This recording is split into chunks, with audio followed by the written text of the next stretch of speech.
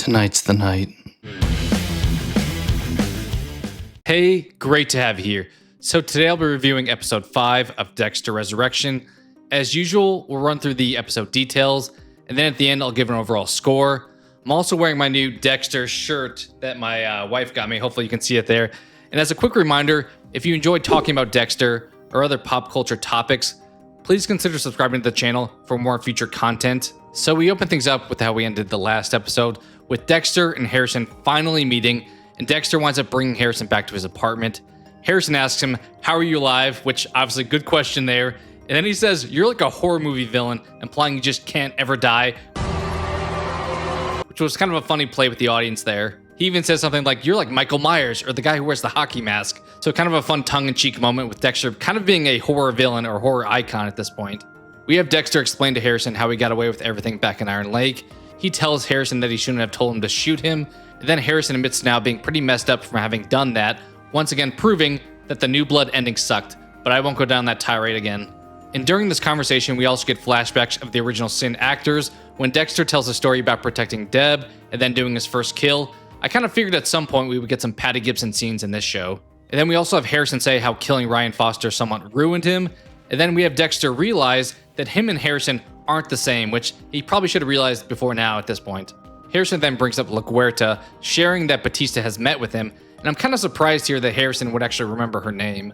And we also have Harrison realize that Batista knew that Dexter was alive and was ultimately fishing for information. We have Harrison mention the watch from Ryan Foster kind of just continuing to eat at him, and then Dexter offers to carry the watch for Harrison.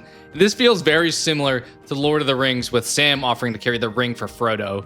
I can't carry it for you. That scene pretty much ends with Harrison walking away and them leaving not on the greatest terms. We then cut to Prater being super philanthropic, highlighting that his character really is a wolf hiding in sheep's clothing.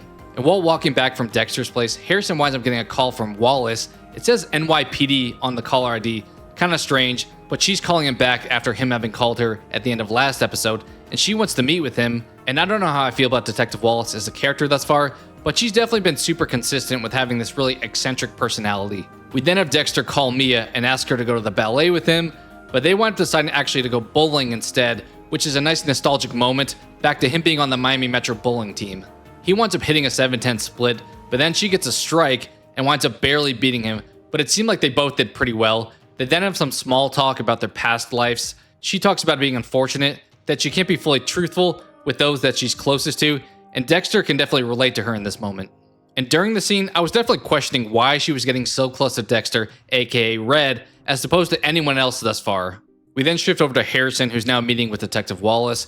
He tells her that he called to get Shauna's number, the girl that Ryan Foster was trying to assault, because he wanted to apologize for not doing more to help her.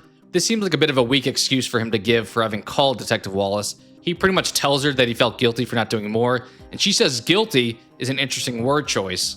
And here we learn that Detective Wallace seems to have looked into Harrison's past from Iron Lake, so definitely very detail-oriented, and she ultimately doesn't give Harrison Shauna's number because she claims that he's still a suspect.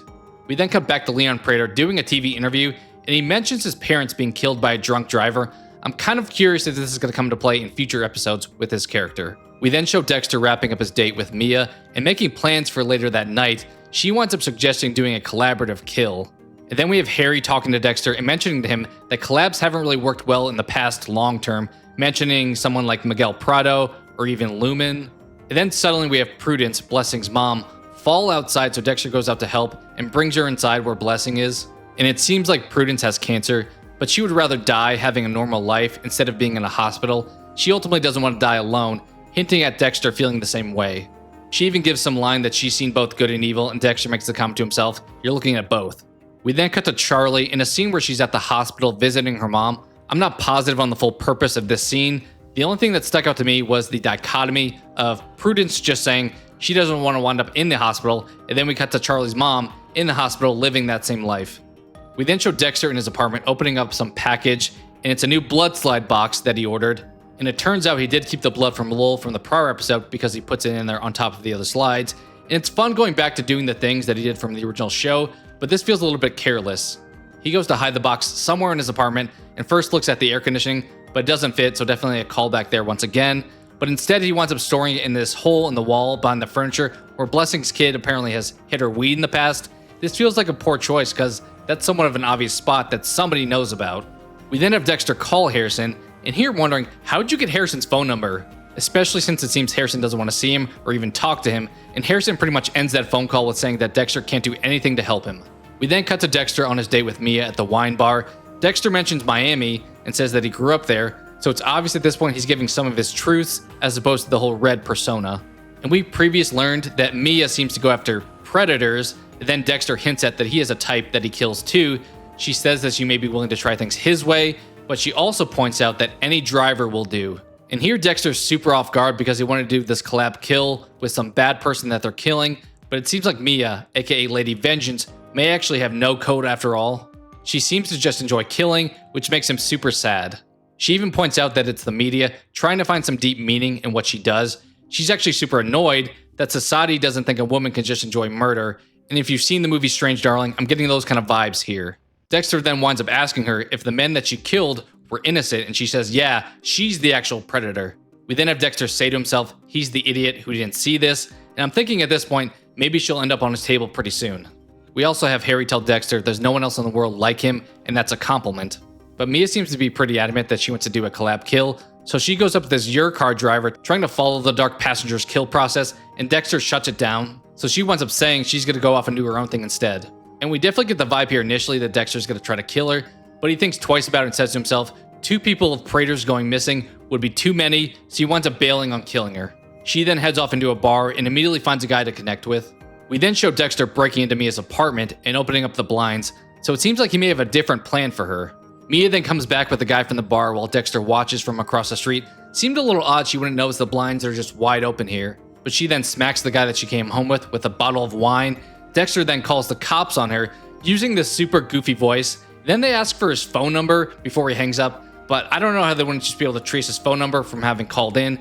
Feels like that's pretty standard for today. But then we see Mia has this guy tied up and is about to do some crazy torture stuff to him by messing with his eye until NYPD wind up busting in to stop her. And here we find out that Dexter put the Ryan Foster watch from earlier in the episode that Harrison was talking about in her apartment, ultimately framing her. But I can't carry you! And he also put some oxidized bleach there for the cops to find, so ultimately really helping out Harrison. The detectives show up there, and Wallace's partner says that she was right. The killer was somebody with a hero complex. But here I'm a little bit unsure if she's convinced that this person was the actual killer.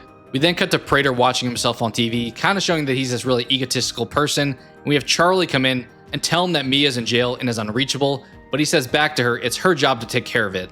We then cut to the only moment of Batista in this episode, and he sees the Ryan Foster update on TV, and he's super perplexed on how it isn't Harrison.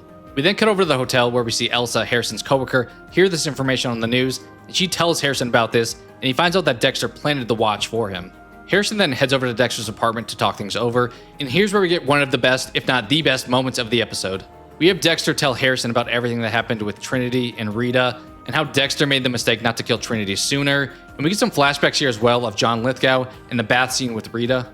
And Dexter says that Harrison's a good person, and has this realization that he can't ultimately have Harrison be a killer, and he tells Harrison that he won't try to have him follow in his footsteps anymore.